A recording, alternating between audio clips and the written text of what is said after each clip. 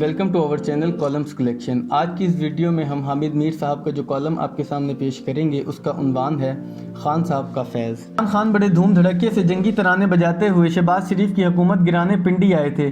خیال تھا کہ وہ لاکھوں کے مجمع کے ساتھ اسلام آباد پر چڑھ دوڑیں گے، لیکن شہباز شریف کی حکومت گرانے کی بجائے اپنی 2 صوبائی حکومتیں گرانے کا اعلان کر کے واپس چلے گئے۔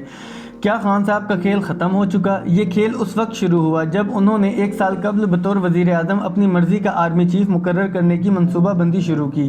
اپنی مرضی کا آرمی چیف لانے کی کوشش کے پیچھے کئی وجوہات تھیں، جن میں سے ایک یہ بھی تھی کہ خان صاحب فوج کو اپنے سیاسی مخالفین اور ناقص صحافیوں کے خلاف استعمال کرنے کی کوشش کرتے تھے۔ کبھی ان کی فرمائش پوری کر دی جاتی تو کبھی ان سے معذرت کر لی جاتی۔ اس ناچیز کو ان کی فرمائشوں کا پتہ اس وقت چلا جب 2019 میں مجھے آصف علی زرداری کا ایک انٹرویو کرنے کا موقع ملا، لیکن اس انٹرویو کو جیو نیوز پر نشر ہونے سے رکوا دیا گیا۔ Pakistan electronic media regulatory authority PEMRA نے یہ انٹرویو رکوانے کے لیے کوئی حکم جاری نہیں کیا تھا۔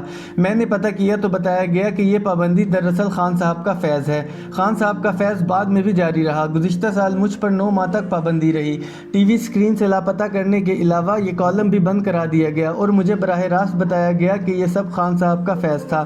یہ فیض اتنا عام ہو گیا کہ خان صاحب کے ناقدین اس شعر کی مثال بن گئے: مقام فیض کوئی راہ میں جچا ہی نہیں، جو کوئے یار سے نکلے تو سوئے دار چلے۔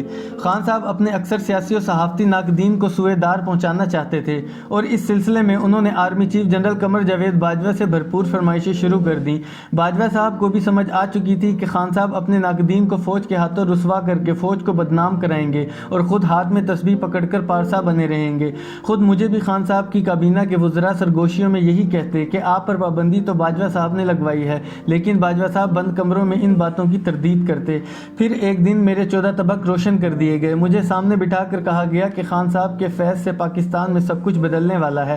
اپریل 2022 سے پہلے نیا آرمی چیف آئے گا، پھر قبل از وقت انتخابات ہوں گے، خان صاحب کو 2/3 اکثریت ملے گی اور پھر پارلیمنٹ سے آئینی ترمیم کے ذریعے پارلیمانی نظام کو صدارتی نظام میں تبدیل کر دیا جائے گا۔ یہ کم از کم 10 سال تک حکومت کرنے کا منصوبہ تھا، جس کے تحت صرف فوج نہیں بلکہ عدلیہ اور میڈیا پر بھی مکمل کنٹرول قائم کرنا تھا، جس کی جھلک ہمیں پاکستان میڈیا ڈیولپمنٹ اتھارٹی کے مجوزہ بل میں نظر آ گئی، جس کے تحت میڈیا کورٹ سے صحافیوں کو دھڑا دھڑ سزائیں دی جانی تھیں۔ جنرل باجوہ کو اپنے لاڈلے کے عزائم کا پتہ چلا تو وہ نیوٹرل ہو گئے، لیکن پھر ان کے لاڈلے نے نیوٹرل کے لفظ کو ایک گالی بنا دیا۔ حقیقت میں کوئی شک نہیں کہ جنرل باجوہ اگر نیوٹرل نہ ہوتے تو عمران خان کے خلاف تحریک عدم اعتماد کامیاب نہ ہوتی، لیکن خان صاحب بھول گئے کہ باجوہ ان کے محسن تھے۔ انہوں نے پہلے تو تحریک عدم اعتماد کو ایک غیر ملکی سازش قرار دیا اور پھر جنرل باجوہ کو میر جعفر قرار دینا شروع کر دیا۔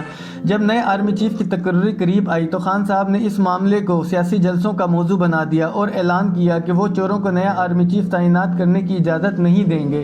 خان صاحب نے نئے آرمی چیف کی تقرری کو روکنے کی ہر ممکن کوشش کی، یہاں تک کہ باجوہ صاحب کو چند ماہ کی مزید توسیع دینے پر بھی رضامندی ظاہر کی، لیکن ناکام ہو گئے۔ وزیر اعظم شہباز شریف نے فوج کے سینئر ترین جرنیل کو آرمی چیف بنا کر ایک ایسا قدم اٹھایا کہ خان صاحب بھی چوروں کے مقرر کردہ آرمی چیف کو مبارک دینے پر مجبور ہو گئے۔ ایک طویل عرصے کے بعد سینئر ترین جرنیل کو آرمی چیف مقرر کرنے کی روایت قائم کی گئی ہے۔ یہ روایت آئندہ بھی قائم رہنی چاہیے اور فوجی سربراہوں کی مدت ملازمت میں توسیع پر پابندی عائد کرنے کے لیے باقاعدہ قانون سازی کی جانی چاہیے تاکہ آرمی چیف کے عہدے کو سیاست زدہ ہونے سے بچایا جائے۔ سب جانتے ہیں کہ خان صاحب نے جنرل عاصم منیر کی تقرری کو بادل نخواستہ قبول کیا ہے، کیونکہ انہوں نے 1 سال قبل جسے اس عہدے سے فیضیاب کرنے کا منصوبہ بنایا تھا، اس کی تمام چالیں الٹی پڑ گئیں۔ خان صاحب نہ تو قبل از وقت انتخابات کرا سکے، نہ نئے آرمی چیف کی تقرری رکوا سکے اور نہ ہی اپنے لانگ مارچ کو کامیاب بنا سکے۔ ان کا اصل منصوبہ یہ تھا کہ آرمی چیف کی تقرری کو ملتوی کروا کر وہ 26 نومبر کو اسلام آباد پر چڑھائی کر دیں گے، لیکن نئے آرمی چیف کی تقرری کے بعد پوری تحریک انصاف صدمے میں چلی گئی۔ شاید اسی صدمے کے باعث 26 نومبر کو راولپنڈی میں کوئی بڑا مجمع اکٹھا نہ کیا جا سکا، لہٰذا خان صاحب نے اپنی ناکامی کو چھپانے کے لیے پنجاب اور خیبر پختونخوا کی اسمبلیوں سے باہر آنے کا فیصلہ کیا ہے۔ میری ناقص رائے میں یہ ایک اچھی سیاسی چال ہے۔ خان صاحب کو احساس ہو رہا ہے کہ ان کے پاس ووٹ پاور تو موجود ہے لیکن اسٹریٹ پاور موجود نہیں ہے، لہٰذا ملک میں نئے انتخابات کا ماحول بنانے کے لیے انہوں نے صوبائی اسمبلیوں سے باہر آنے کا فیصلہ کیا ہے۔ اپنی طرف سے تو انہوں نے ایجیٹیشن کا کھیل ختم کر کے سیاسی چالوں کا نیا کھیل شروع کیا ہے، لیکن ایک غلطی ہو گئی۔ راولپنڈی میں خان صاحب کی تقریر سے قبل اعظم سواتی سے تقریر کرائی گئی۔ سواتی نے اس تقریر سے قبل سوشل میڈیا پر ایک حاضر سروس فوجی افسر کو گالی دی تھی اور تقریر میں جنرل باجوہ کے اثاثوں پر سوال اٹھایا تھا۔ جنرل باجوہ 29 نومبر کو رخصت ہو رہے ہیں، لیکن 27 نومبر کو اعظم سواتی کو اسلام آباد سے گرفتار کر لیا گیا ہے۔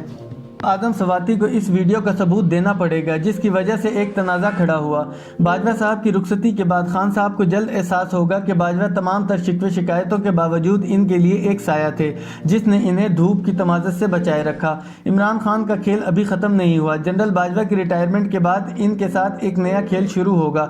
باجوہ صاحب سے اثاثوں کا حساب مانگنے والوں کو اپنا حساب دینا ہوگا اور یہ حساب کتاب مکمل ہونے کے بعد ہی نئے انتخابات ہوں گے، لیکن شاید ہم خان صاحب کے فیض سے محروم رہیں۔